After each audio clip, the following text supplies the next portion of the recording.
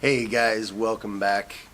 Visiting jiu-jitsu schools when you're out of town, the holidays are around us, you're going to be visiting home, you're going to be traveling, that kind of thing. How do you get your training in somewhere else? What's the proper etiquette when you're visiting another school? I had someone write me, and I'm going to talk about that today. My name is Bill Jones. I'm the head instructor of top-level martial arts in beautiful downtown Cuyahoga Falls. And you're watching Professor's Corner. I'm a black belt under Master Pedro Sauer. Let's get this thing going. So one of our viewers wrote and said, it's a little bit long, hey, well, how about etiquette when visiting other gyms? Like how to approach the gym owner or manager about attending class or open mat, how to conduct yourself in class, remembering that you're a guest of theirs and a representative of your own school. And it stems from the question, I gave a 5-star review after visiting a gym recently, and let me see here. And I did a 5-star review on Google last time. Anything else positive I can do to help when I visit another school? All right, great question. Thank you for that. I summarized it a little bit. Went into more depth.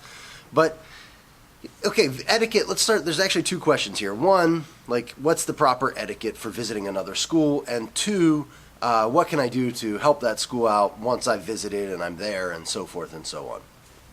Great questions, by the way. So if you don't realize it, as a jiu-jitsu practitioner, you're actually in a really special zone, because when I trained karate, when I trained kung fu, when I trained taekwondo, you don't just go to other schools and train. That's not a thing they do. There's no cross training. There was a strict adherence for the master, so to speak, and there was this. In Japanese, they would get you and say, oh, well, you have the on and the giri, and it's this relationship, and it's kind of crappy, if I'm being honest with you, and it's probably an Americanized term, a bastardized term from a Japanese culture that wasn't meant to be used the way it was being used. It was just a way for instructors to control their students. But in jiu-jitsu, we really don't have that, right? You go to there's a jiu-jitsu school a mile up the road from me. Sometimes their guys come down here and train. Sometimes ours go up there and train. It's no big deal. No, I don't mind. The instructor there doesn't mind. We like each other. It's a good relationship, and jiu-jitsu wins, right? That's what we really want, is for jiu-jitsu to do well. And we just want these guys to get the best training over time that they can get.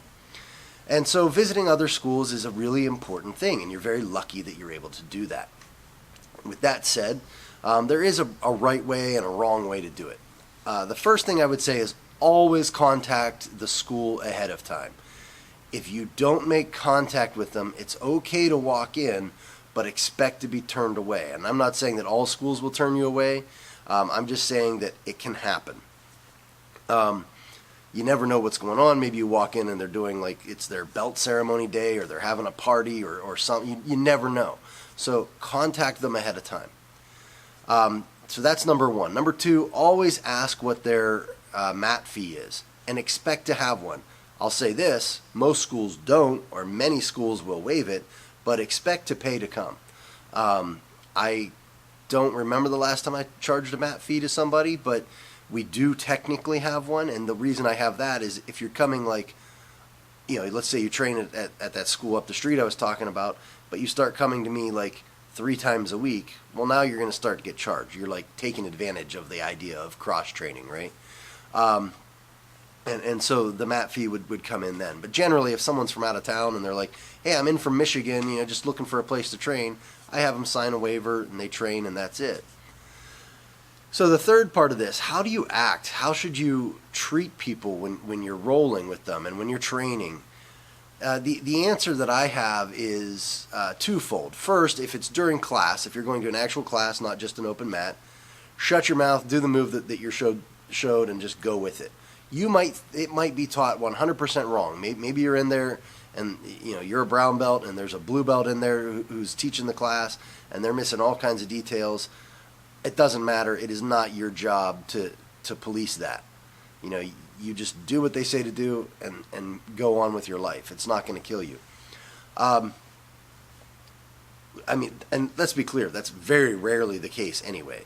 but it could be something unique. Maybe you're I'm going to use these terms really broadly, Gracie purist. Like, you don't like special guards. Like, it's closed guard, it's basic moves, and they're doing like a berimbolo. You know what? You're visiting them. When in Rome, do as the Romans.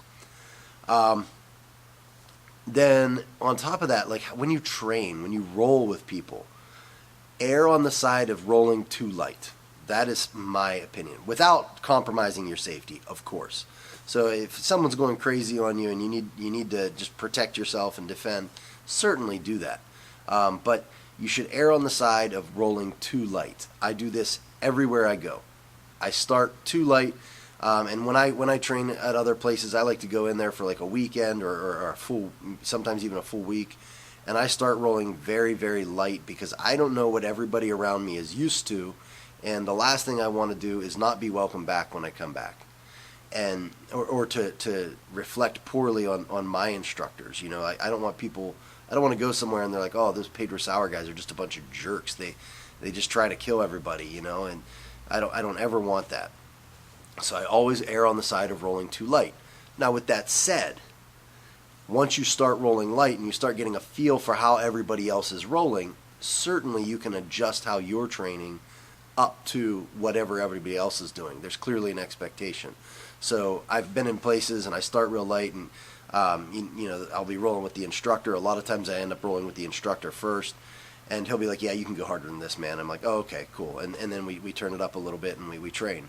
And I do the same thing even when I have a seminar. If I have a seminar instructor coming in, I'm training to learn. Like, I'm not trying to win any matches. It's literally not my goal when I'm just training. So when I roll with a seminar instructor or something like that, I never even try to win.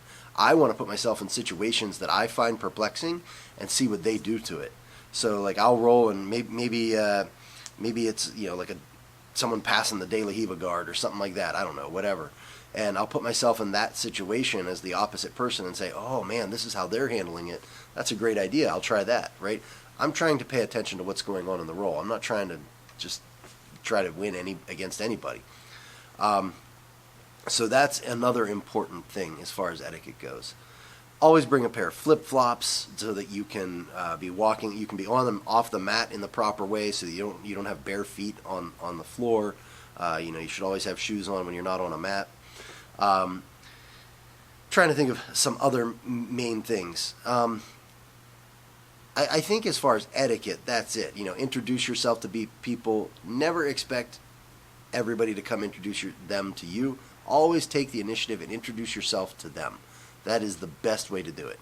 Now, you don't need to, let's say it's a no-gi class and you're a purple belt, and you don't need to tell everybody you're a purple belt. You don't have to be like, hey man, Tom Smith, purple belt, Tom Smith. No one cares, right? Like, just, hey, yeah, I'm Tom, I'm in from town, and you know, I really appreciate you guys having me in.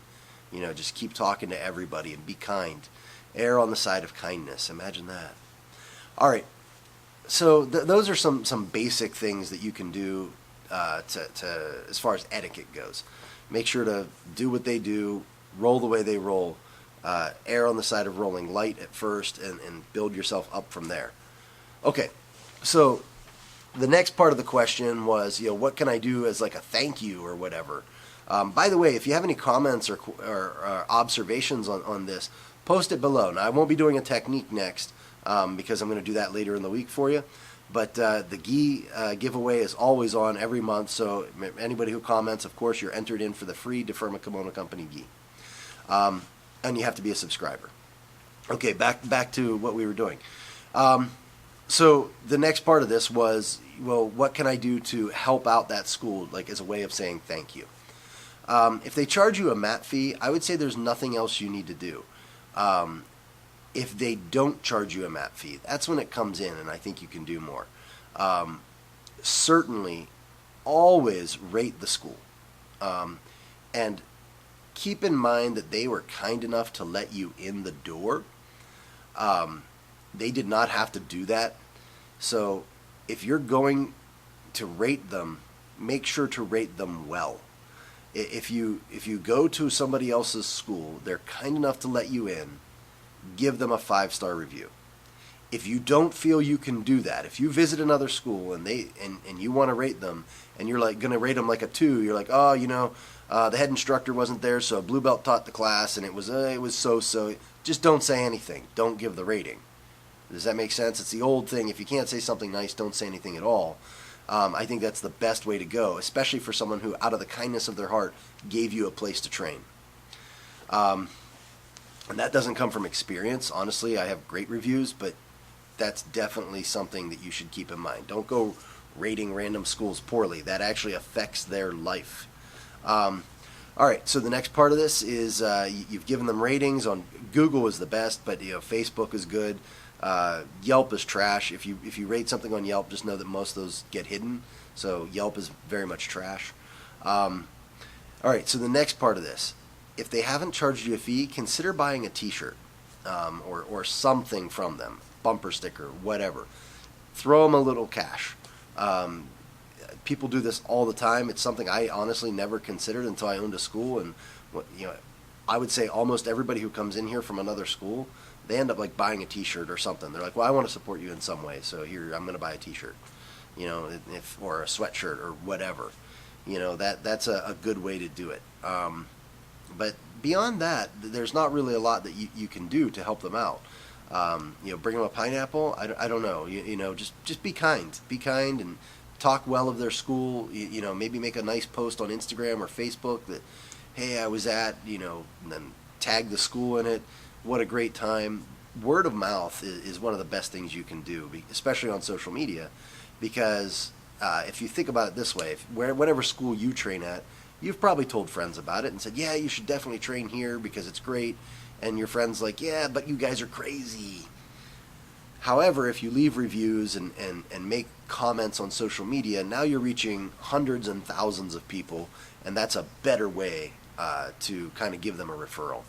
So I think the reviews are about the best thing you can do. Supporting them by maybe buying a T-shirt or something is another great way.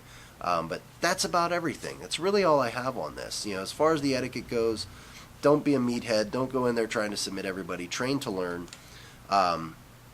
Definitely contact them beforehand. Find out what you need to bring. Is it gi? Is it no gi? Color of the gi. Some places don't allow like black gis or red gis or yellow gis. So make sure you find that out first and go from there. All right, guys. Thanks for watching. I'll talk to you later. Again, comment below. Get entered in the gi giveaway. I can't wait to give away the one for the month of December. I'll talk to you guys later. Have a great one.